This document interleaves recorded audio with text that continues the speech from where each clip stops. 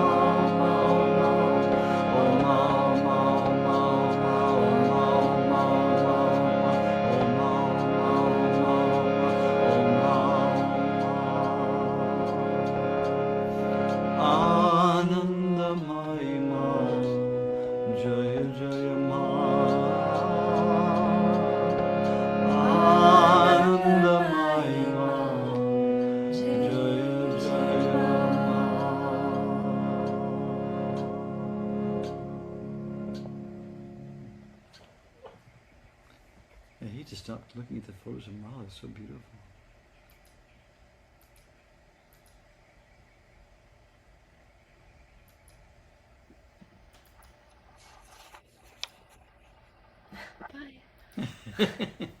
Okay.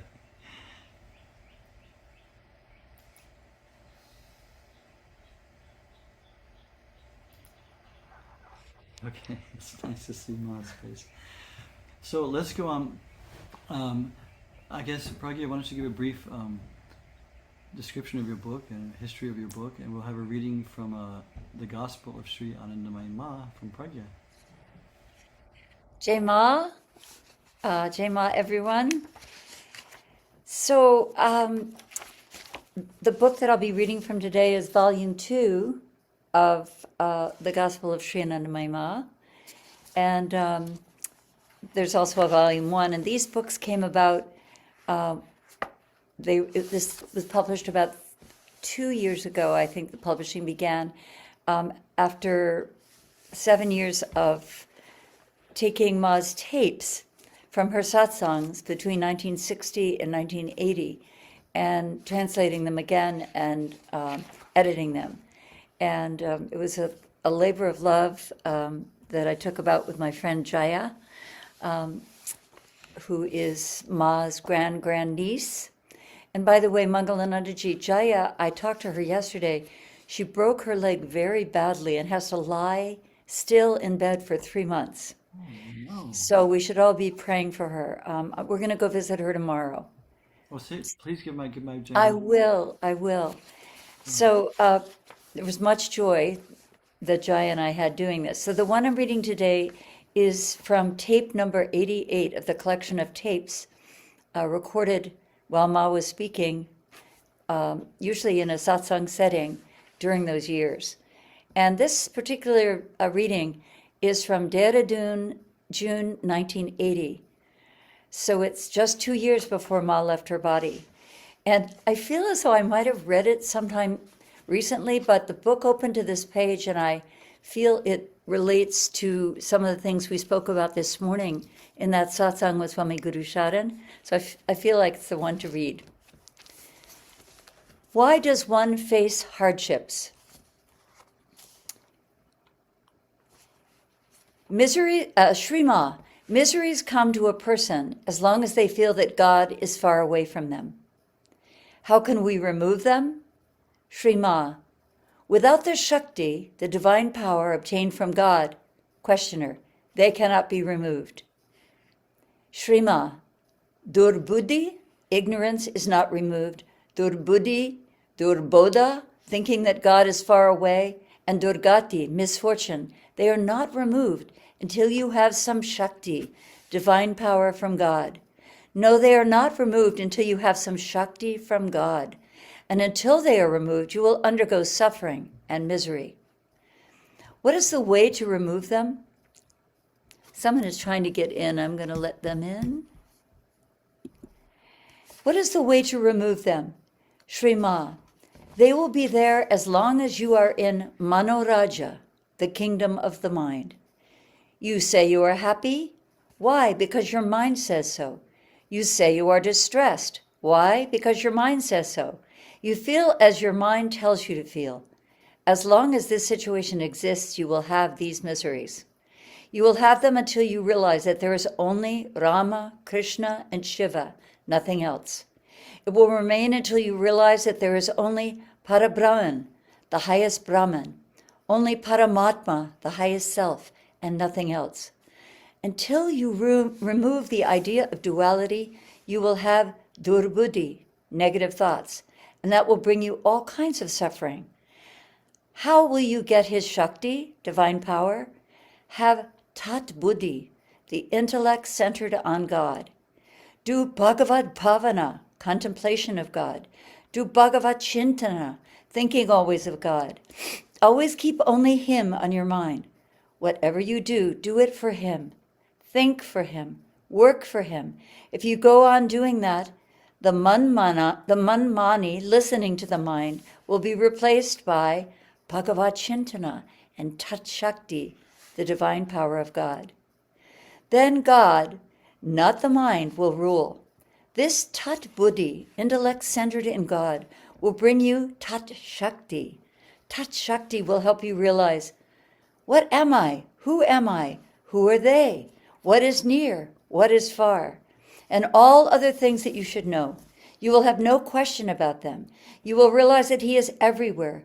You will see that it is Rama and Rama alone everywhere, nothing else. It all happens where there is Rama, she says in Hindi. Har Aram mein Ram hai. It all happens where there is Rama. His power destroys all misery. Questioner, what is the way to obtain that Shakti, Ma? Shri Ma, the way? Bhagavat Chintana, thinking always of God. Tat Chintana, thinking only of that or God. See Rama, Krishna, or whomever you like everywhere. Keep him always in your mind. Just as food gives you happiness, medicine also gives you peace. Rama and Krishna are the best medicine for those who are mentally ill. They will cure their illness. Nothing happens in life that is not his kindness. Once we are able to achieve his grace, all of our miseries are gone. You have heard that someone once recited, Mara, Mara, dead, dead, and God made it Rama, Rama, the name of God. What is the meaning of Ramayana, the Hindu epic, the hero of which is Lord Rama? When you read Ramayana, Rama becomes Ayana, manifested in you. Therefore, read the Ramayana well. Jai Ma. Whew. Beautiful. I don't remember you reading that recently. That's nice. Well, Maybe I read it somewhere else, but yeah. Yeah. What? Maybe you read it for Christopher. Satsang. First of all, what are your thoughts? Well, the reason it seems so relevant is that this morning in Swami Guru Sharan's Satsang, the main reading, the main teaching was Ma saying that the answer to misery and suffering is to see, is to repeat God's name repeatedly at all times. And she used the word sarvada, which really means at all times, like forever, unbroken. And so we talked a lot about how we might do that, how we might repeat the name of God. And I just love that this whole reading is basically saying that to obtain, this divine Shakti, Tat Shakti, and answer all the questions that we've ever had about who are we and what is this and what's going on here, all we need to do is repeat the name. And so I found it extremely wonderful that she's describing the medicine of the name. And of course, when she's talking about saying Rama or Krishna or Shiva, I'm thinking, say Ma, Ma, Ma, Ma. She would never say that. She'd never say that, but that's what we talked about in Satsang, saying all day long. Choose a day in the month where we just say Ma, Ma, Ma, Ma, Ma, Ma, all day long, no matter what we're doing. So anyway, I love this reading. Yeah. What did you think, Mangalanadaji? Beautiful. There's so many points. About Ma, Ma, Ma. Yeah, that's the thing about Ishta Devotee. You remember God in the form that is most dear to you, and for us, obviously, it's Ma. But Ma approved of it. Like when Bhayaji, back in the 1930s, when the first ashram started in Ramnath in East Bengal, he introduced singing. He would say, "We're singing Krishna, Rama, Hari Bol, but our thoughts are on Ma. Why don't we sing Ma?" He introduced singing in the Kirtan, Ma, Ma, Ma, oh Ma, oh Ma, oh Ma. And the people in that ashram would chant, "Oh Ma, oh Ma, oh Ma." And one time I remember a visitor came and to him it sounded like a bunch of cats meowing, meow, meow, meow, meow. And so he was kind of making fun of it. And Ma rebuked him and said, this is the name of God for them. This word Ma is the name of God for them. Don't you rebuke. It's the same as Brahman. It's the same as Om. And she approved, I know personally people who she approved of saying Om Ma, thinking of her. She had no ego. She didn't think or see herself as separate. So it wasn't like us, think of me. It was. But to me, this reading it really does show the problem and the medicine for the problem. Yes. Yeah, that's the whole thing. And she says so clearly, we think we're separate from God, and that's why we suffer. But it is interesting, she says, you need a Shakti to make this transformation. And the Shakti comes from remembering God. So it is true. If we look at our lives, if we look at the life of humanity, we're just caught in this endless cycle of worthless thoughts, thinking of ourselves as a whole separate entity, separate from everyone, separate from God, and thereby we suffer. And we are constantly having to boost up this ego, which is, the ego knows it's false. So it's just, there's a constant worry and the energy we spend on that, if we can remember God. Ma said, if you find God, you find yourself. You find yourself, you find God. So we find ourselves by pulling ourselves out of this cycle of self-thinking and self-seeking by remembering God in whatever form we can. And Ma always stressed the efficacy of the name of God, any name of God. And for us, it's Om Ma or any name of God. And we can say our own. I say Gayatri mantra thinking of Ma, in the morning and the evening. So we can, any name we use, if we have a name we already are working with, we can just dedicate it to Ma and also think of Ma that way too. So yeah, it's true. The thought of God is what takes us out of our unending loop of self-thinking, thinking about ourself, and widens our horizon and opens up inside of us. And that very remembrance of God will give us the Shakti, will give us the power to transcend this. And Ma herself will give us this power. She that's why I said at the beginning, to think of Ma awakens the best in us, because if we're thinking of Ma, she will give us that power. I find throughout the day when I'm thinking of trying to do my japa, when I think of Ma in my heart and just try to say her name, I just think, I don't know anything. I use it as an act of surrender. I don't know anything. I don't know the way. I don't know what's right or wrong. I don't know my true self. So the more you just breathe Ma in and out of your heart, then she's showing you right then. She shows you the way. She shows you the truth. She does everything for you. And if the more you just breathe Ma in and out, your life is accomplished correctly. That was the last thing, I think I've said it before, that was the last thing she said to me. I had been traveling with her during those 2 years, and in those 2 years you couldn't get a visa extension without bribing people and everything. So I was going to offices of political people and bribing them to extend my visa, and finally I couldn't get it extended any longer. So I had a private, my last private with her. It was in the Kankal ashram, and Atmananda translated for me. And I told her this and that, and I said, since I have to go back to America, do you have any other instructions for me? And she looked at me real firmly and said, I've given you the instructions, just do them. But then she looked at me, I think of this every day. She looked at me real intently and she said, do japa all the time.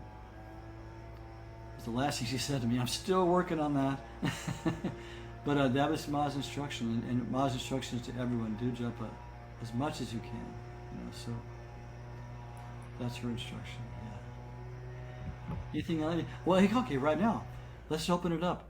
First, let's just think of this. We can discuss anything related to Ma. We don't want to get off the subject too much. But what do people think about this reading? Any thoughts? Any personal experiences? Any questions or anything about this reading? Anybody have any ideas?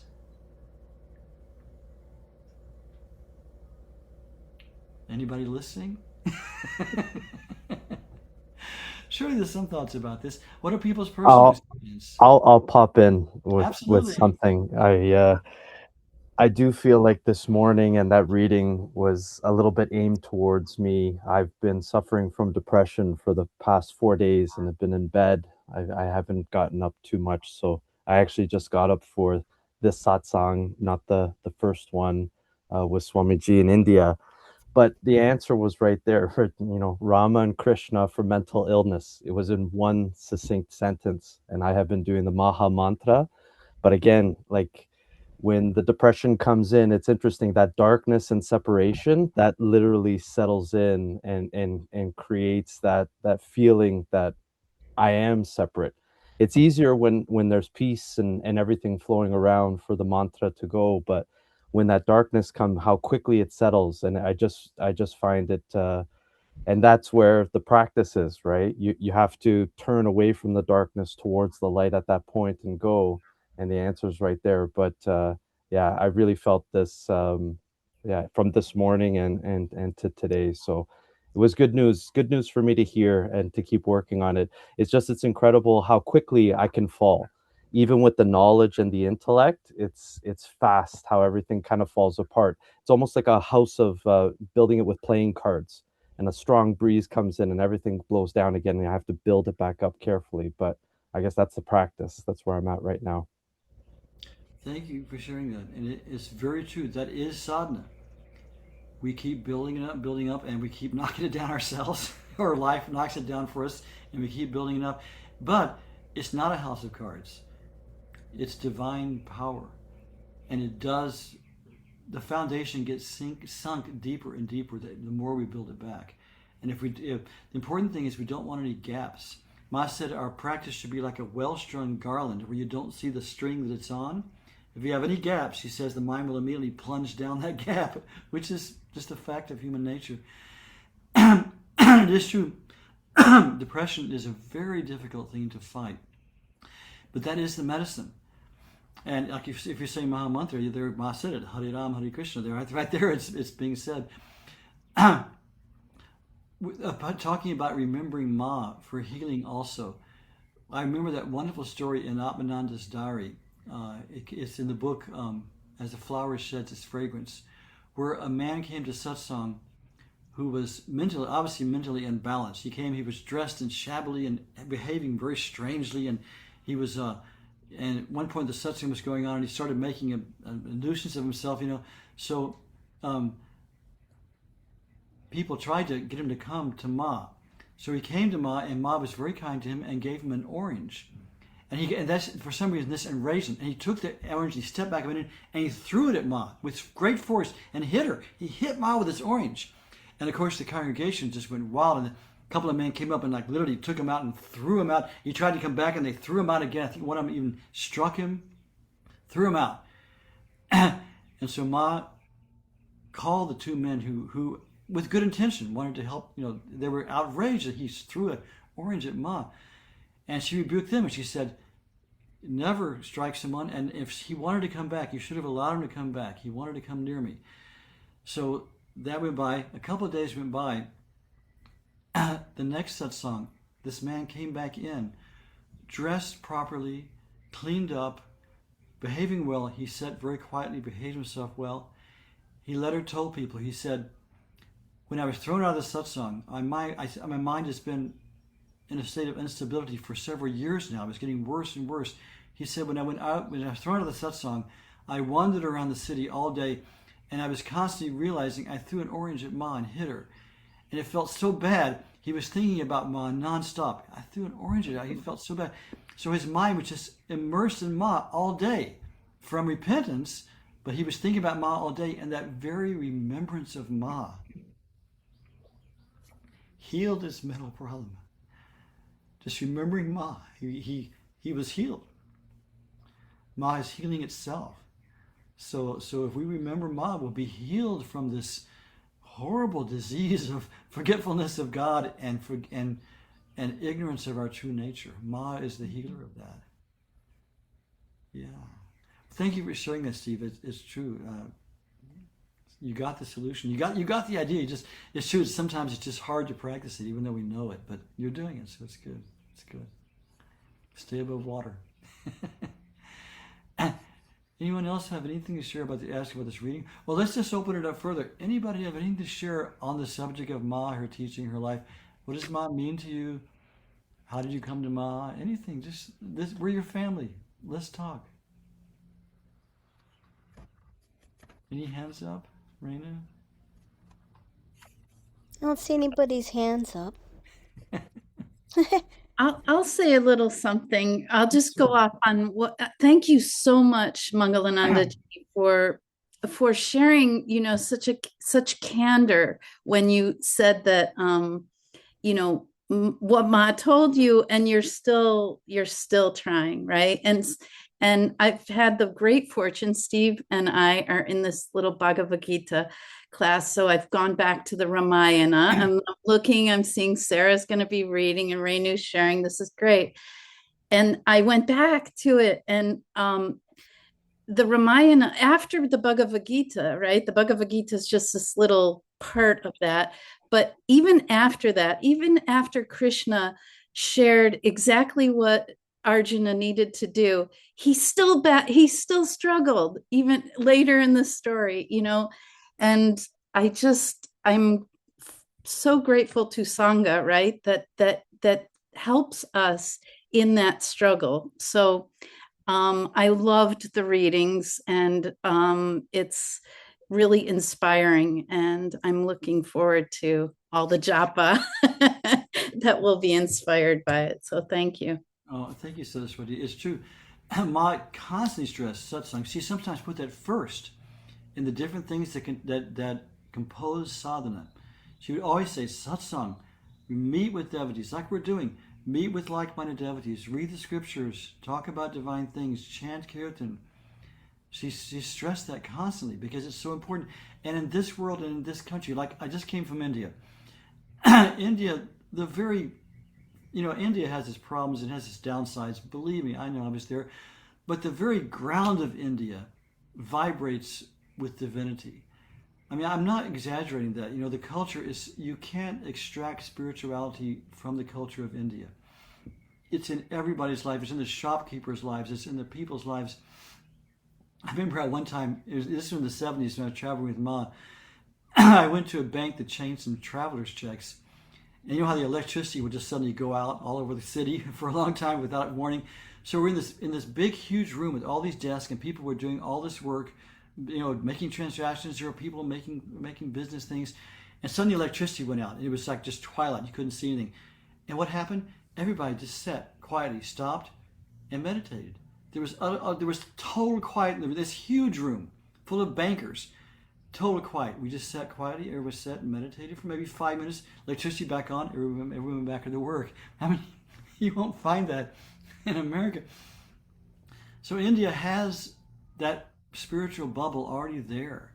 But in the West, you know, it's based on materialism. The culture is based on separateness. It's based on egotism.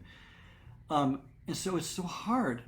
It's so easy to get swept into depression, swept into forgetfulness. And we're so busy, you know, it's so easy. So when we're in satsang, we help each other, we support each other, we remind each other.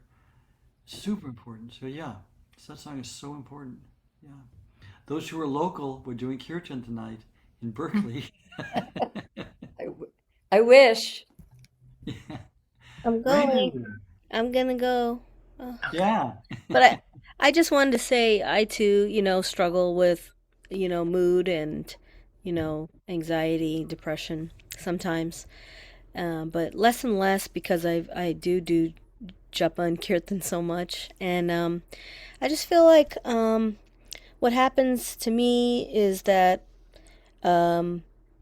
these practices are a very like deep anchor beyond those mood experiences, and that's kind of our challenge, is to keep remembering to find those deeper places beyond those experiences and kind of weather the storm of mood as they pass. And so you're not alone, Steve, and I know a lot of us struggle with those types of things, especially with the state of the world. It's easy to get lost in the circumstances and the suffering that we witness.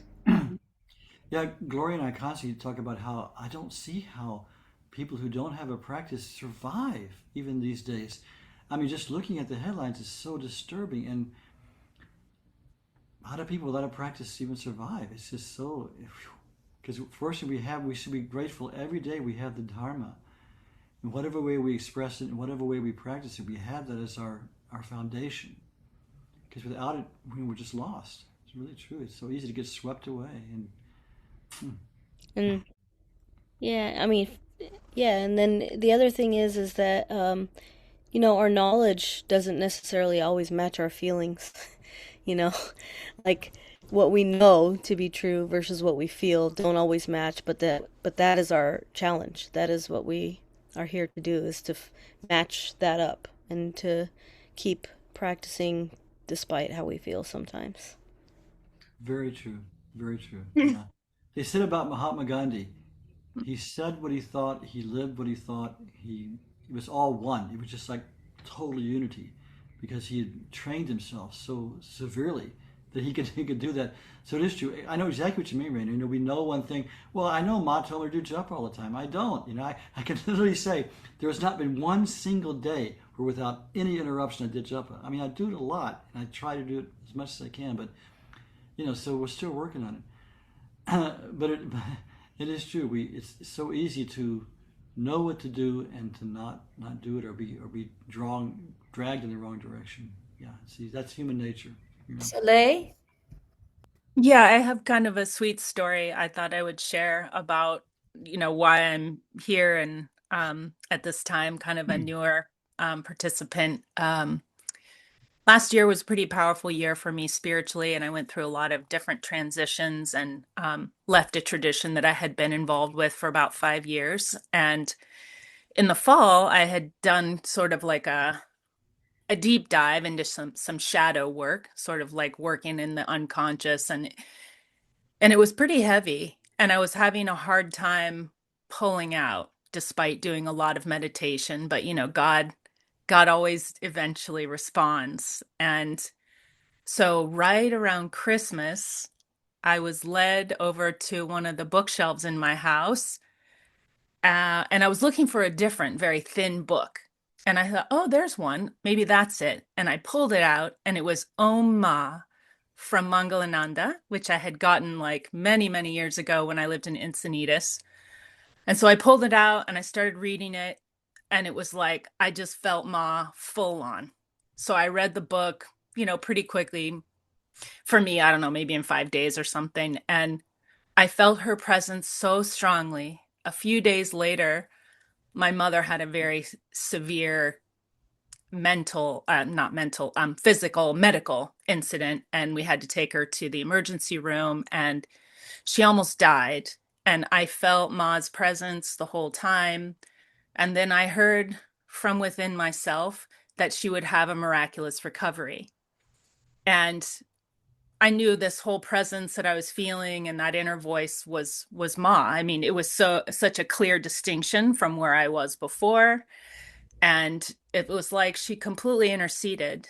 And anyway, I had insights about what was happening for my mother. And Mangalananda, or one of you guys, had shared that sometimes Ma extends people's lives.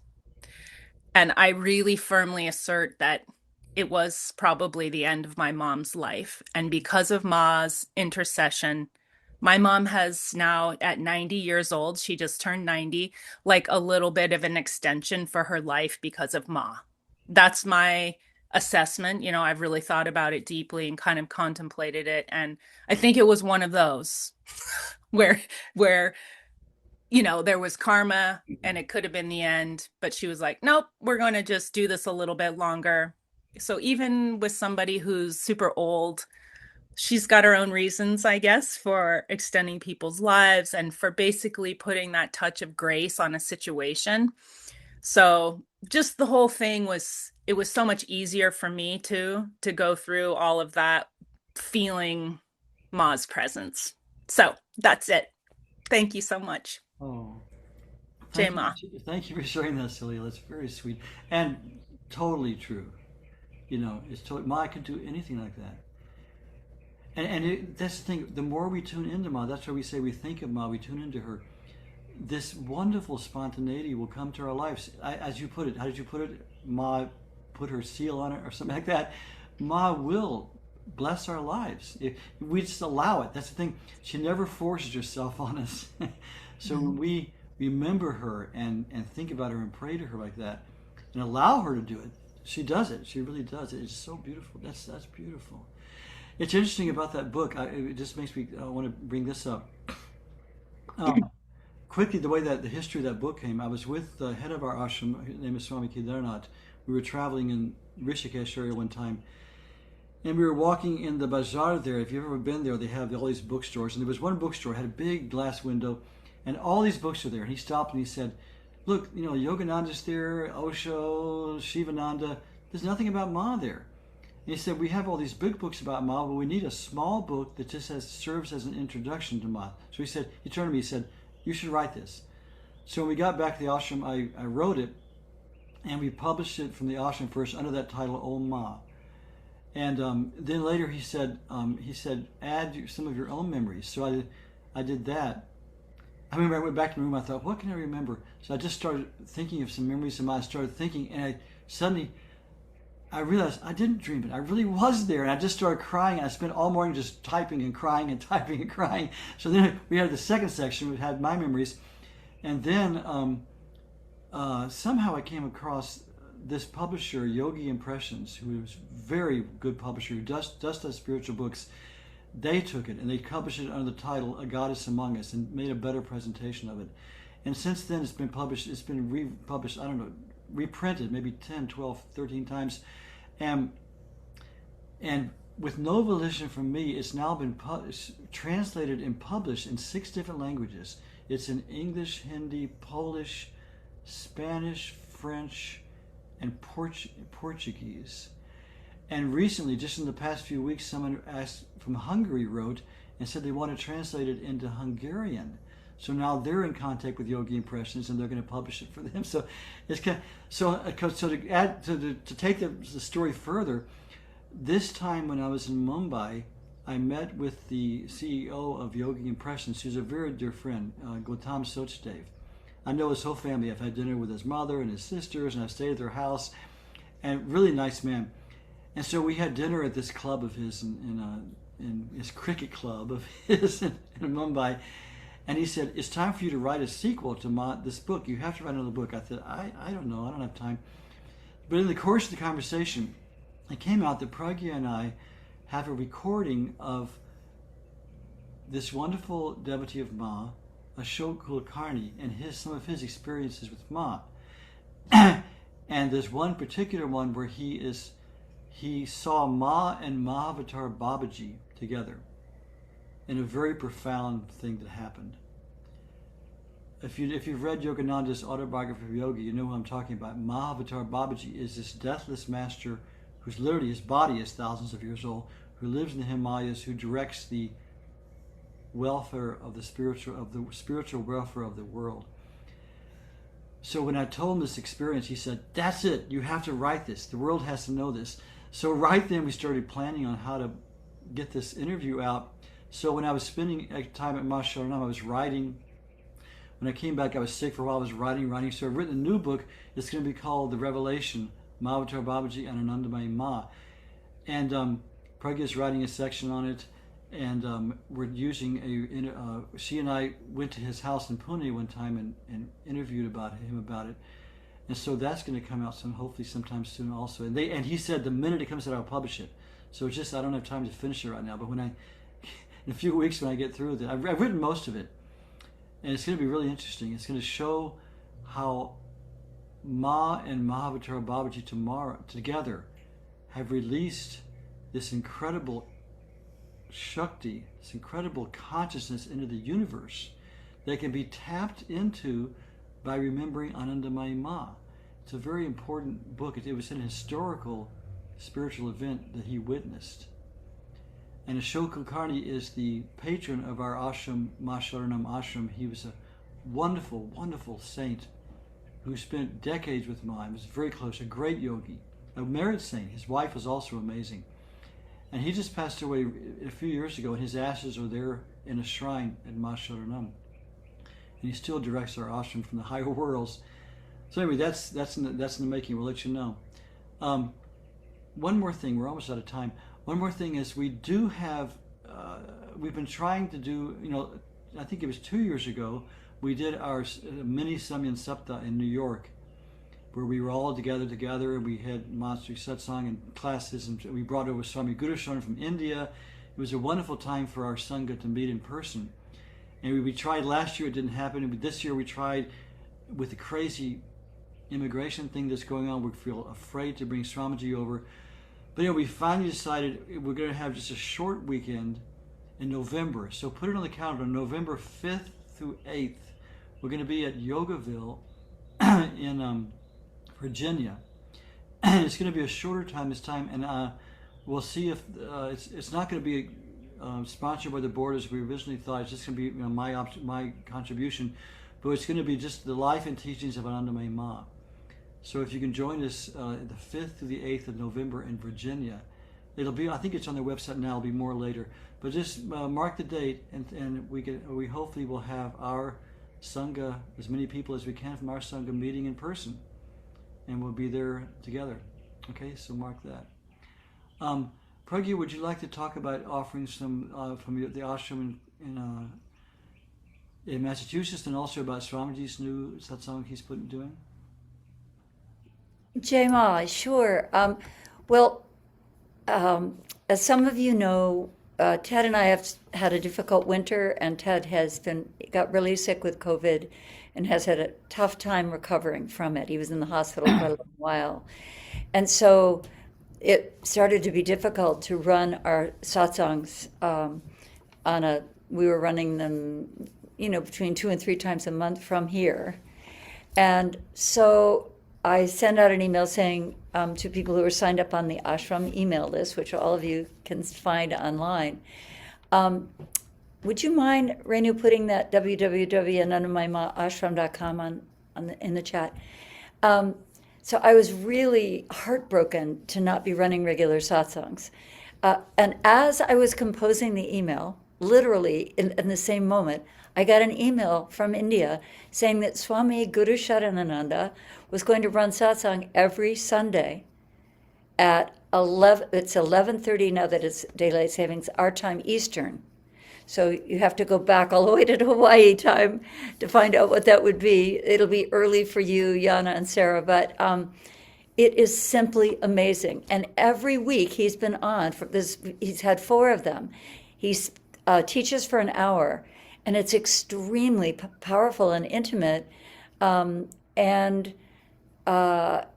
Each time there's been some reason why it might not happen. They were at the Kankal ashram at Mas Samadhi. They found a place to have it, and the Wi-Fi to have it. So it's every single time it's actually happened. So I highly recommend that if you have WhatsApp, you want to go on WhatsApp and look for, hold on,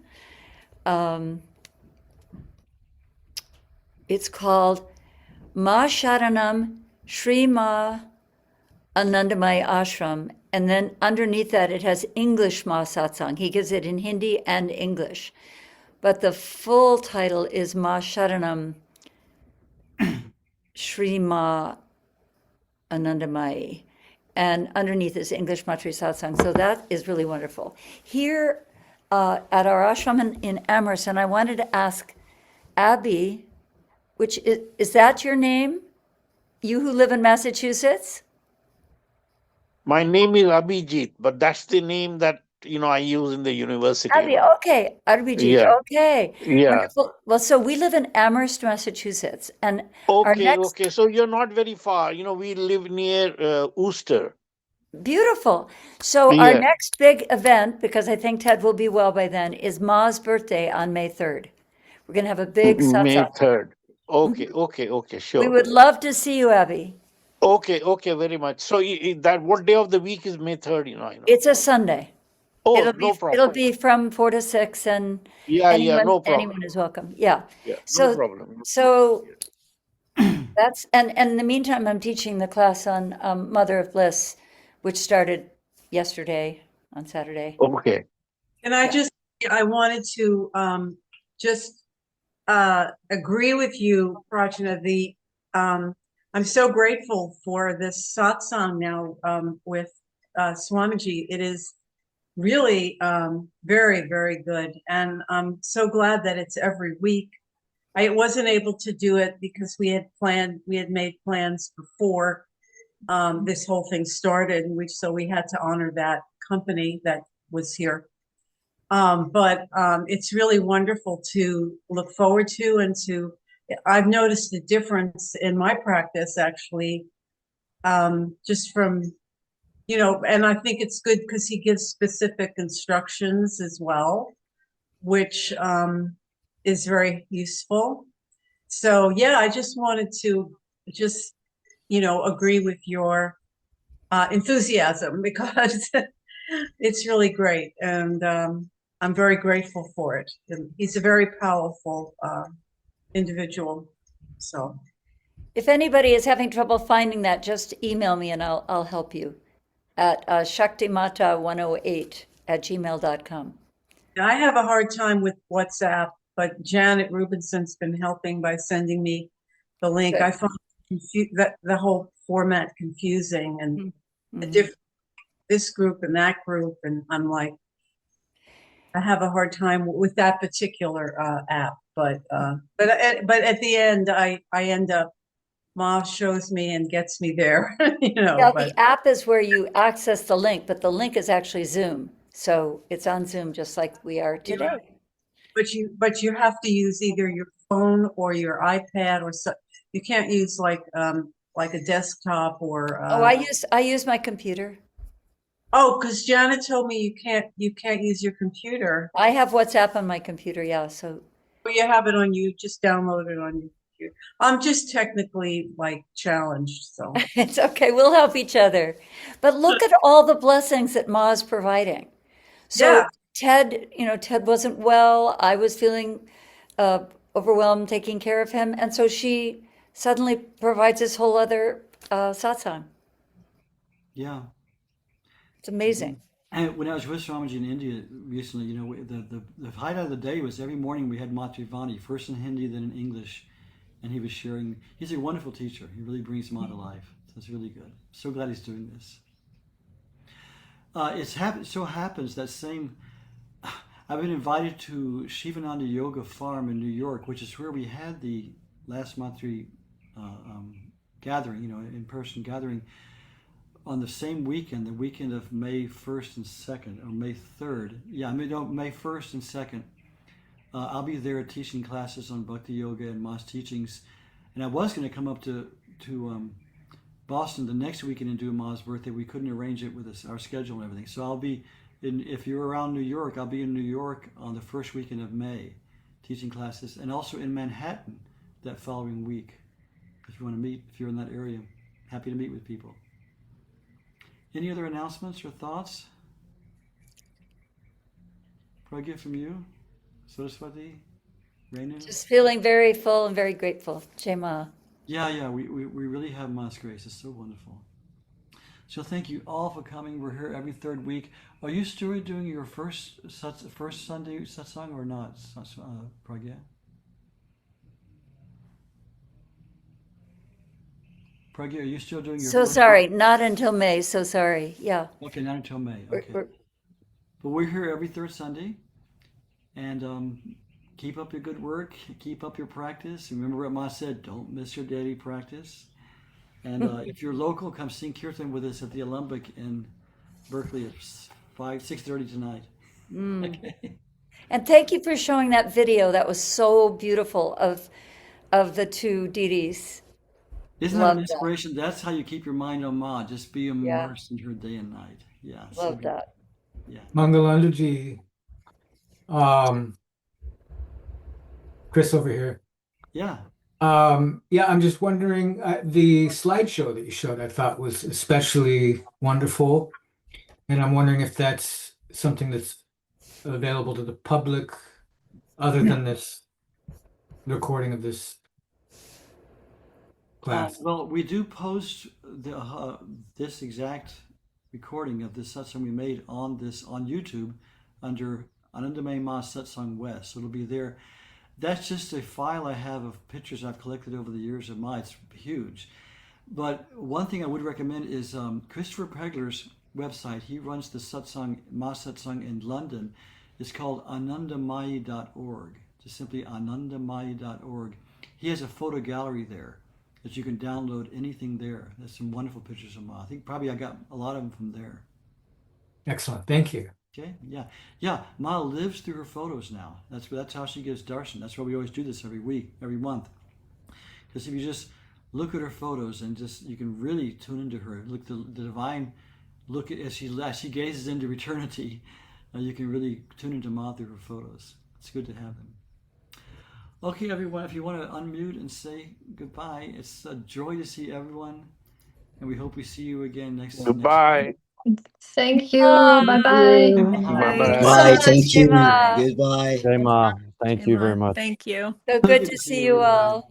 Oh, hi, Gabriel. You must have come late. Hello. Yeah. Jema, everyone. Hello and goodbye. Yeah. Jema. And Sunil, so nice to see you. Bye, Thanks for coming. Bhavani. Jema. Oh, hi, everybody. Jema. Take care, everyone. Jema. Jema. Rainy, I'll see you later with the satsang at the See, Cafe. see you very soon. Bye-bye.